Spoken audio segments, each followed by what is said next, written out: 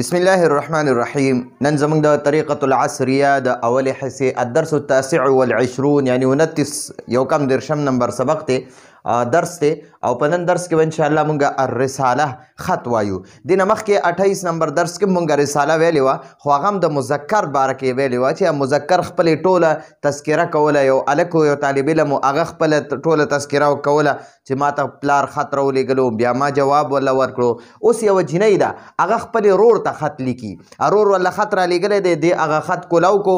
او وی ویلو، بیا یې د هغې جواب ولیکلو. نو هغه اوس دا طالب علمه ده، طالبه ده، هغه طالبه اوس د خپل رور د خط تذکره کوي. نو فاطمه تقول، هغه فاطمه دا هغه طالبه چې ده هغه فاطمه ده. فاطمه تقول، فاطمه وایي، فاطمه تقول، فاطمه وایي، فاطمه تقول، فاطمه وایي هذه رسالته، دا خط دی، دا خط دی اخی خالد، زما د رور خالد، زما د رور خالد خط دی. هذه رسالت اخی خالد، دا زما د رور د خالد خط دی، دا زما د رور د خالد خط دی. اوس دا طالب علم وی، طالبه وی افتحو زه کولاوم الظرف، ظرف لفافې ته وی. د خط چې کومه لفافه وي، خط چې په کومه لفافه کې بند وي هغه لفافه داسې کولو کې سیډ نه خط ترې وباسي، بیا خط خلک وایي، نو هغې ته ظرف وی. نو افتح الظرف، دا فاطمه وی افتح الظرف، زه لفافه کولاوم، افتحو زه کولاوم، الظرف لفافه، واقرأ او زه وایم، زه لولم وایم، الرسالة خط، واقرأ الرسالة، دا افتحو اقرأو دا د واحد متکلم صيغه ده، دا د سړي دپاره او د ښځې دپاره یو شان استعمالیږي. نو که سړی وایي چې زه لفافه کولاوم هغه به م وایي افتحو الظرف، او که وایي چې یاره طالب دی هغه وایي زه خط ویم نو هغه به م وایي اقرأ الرسالة، او که ښځه یي طالبه یي هغه به م وایي افتحو الظرف واقرأ الرسالة، زه لفافه کولاوم او خط وایم. ثم بیا، ثم دا ثم یاد کړئ، د ثم معنی د بیا، که دا په قرآن پاک کې وي، په احادیثو کې وي، که هر ځای کې وي، د ثم معنی به وي بیا. ثم آخذو، آخذو اخذ یأخذو معنی را اغستل، اغستل یا راغستل، راغستل ټیک شوه، نیول. نو بیا دا آخذو د واحد متکلم صیغه ده. ثم آخذو، بیا دا فاطمه وی ثم آخذو، بیا زه راخلم القلم والورقه، قلم او کاغذ، بیا زه قلم او کاغذ راخلم. واکتبو، او دا طالب اوس خپله خبره کوي، دا طالبه وی زه لیکمه الجواب، جواب د رور د خط جواب لیکمه. واکتب الجواب، واکتب الجواب، واکتب الجواب، او زه جواب لیکمه. نو اوس دا فاطمه وی اکتب الرسالة، زه خط لیکم، زه خط لیکم چاته؟ الی اخی، خپل رور ته، الی اخی، اخ رور ته وی اخی زما رور. نو کله کله دا که زه خبره کوم چې یاره زه زما رور ته خط لیکم نو دا ټیک نه راځي، زه خپل رور ته خط لیکم، نو دا زما کله کله د خپل نوم دپاره استعمالیږي. اوس دا جینۍ خپله خبره کوي، وی اکتب الرسالة، زه خط لیکم الی اخی، خپل رور ته، اکتب الرسالة الی اخی، زه خپل رور ته خط لیکم. واضعو، او زه اچوم، دا واحد متکلم صیغه ده، ها هغه، یعنی هغه خط، هغه رساله. واضعها، او زه هغه اچوم فی الظرف لفافه کې، یعنی هغه خط لفافه کې اچوم. اضعو د واحد متکلم صیغه ده، وی زه یې اچوم، یا زه ږدمه، زه ږدم ها دغه خط، ها معنی ده هغه، هغه، نو هغه اشاره چاته کوي؟ دغې خط ته کوي. واضعها، او زه هغه اچوم فی الظرف لفافه کې.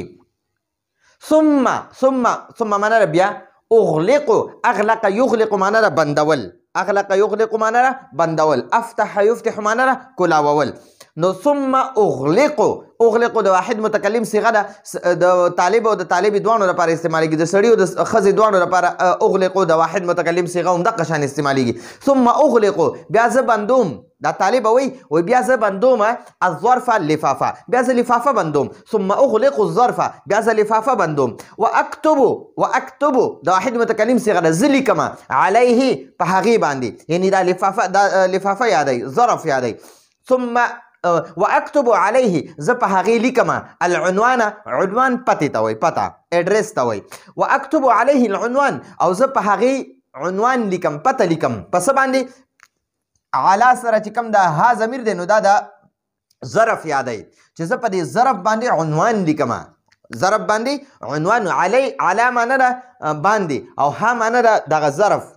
ظرف طرف ته اشاره ده ها معنا ده هغه واكتب عليه العنوان او زه په هغې عنوان لیکم پته لیکم ثم بیا اقولو دا طالب وایي زه ویم چاته ویم لاخي خپل رور ته ثم اقول لاخي زه بیا خپل رور ته ویم محمود ته زه بیا خپل محمود رور ته ویم نو ګورئ دا خط چاته لیکي خالد ته لیکي د دې طالب دوه رونه دي یو خالد دی یو محمود دی نو دا محمود ورسره کور کې دی دا خالد ته بهر مدرسه کې چرته دی نو دی بهر رور ته خط لیکلی دی اوس دی خپل محمود رور لی ورکوي چې کم کور کې ورسره رور دی هغه له ورکوي ثم اقول لاخي محمود بیا دا طالب وای ثم اقول بیا زه ویم لاخي محمود خپل رور محمود ته زه بیا خپل رور محمود ته ویم خذ واخله هذه الرساله دا خط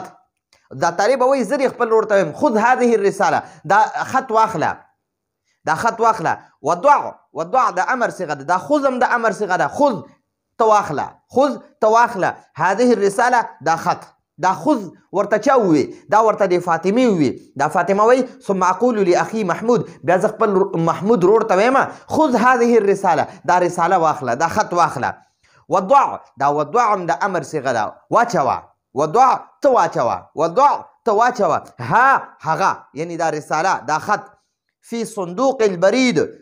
البرید د خطونو بکسه د خط بکسه یعنی دې ته لیټر بکس هم وایي چې کوم هغه په ډاکخانه کې چې کوم دغه لګېدلي وي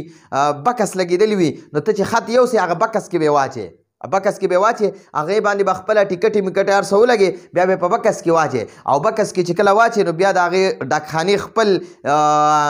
عمله راځي او هغې نه اوچتوي بیا چې کوم ځای پته دې پرې کړي هلته یې لیږي نو اوس ورته دا فاطمه د خپل رور محمود ته وایي دا خط واخله وضعها او دا واچوه او ته واچوه ها دا یعنی دا رساله فی صندوق البرید د خطونو بکسه کې د خطونو بکسه کې کوم ځای کې چې خطونو بکسه وي هغه خطونو بکسه کې واچوه نو دغې خطونو بکسې ته لیټر بکس هم وایي نو دا ما ټول تاسو ته ډېر په تفصیل سره او په اسان الفاظو کې پوه کړئ د هرې صیغې مې درته د واحد متکلم چې کومه صیغه ده د هغې مې درته وضاحت وکړو د امر د صیغو مې درته وضاحت وکړو دا خذ پکې د امر صیغه ده دا وضع پکې د امر صیغه ده او اقول دام د واحد متکلم صیغه ده اکتب د واحد متکلم صیغه ده اغلق د واحد متکلم صیغه ده اضع د واحد متکلم صیغه ده اکتب او اخذ اقرا افتح دا د واحد متکلم صیغې دي ٹھیک شو جی نو دې سبق کې پته ولګېده چې د واحد متکلم صیغې پکې استعمال شوي او دوه پکې د امر صیغې استعمال شوي دي نو دا زمونږ د نن ورځې درس او راتلونکي درس پر اجازت غواړو هذا هو المرام والله اعلم بحقیقة الكلام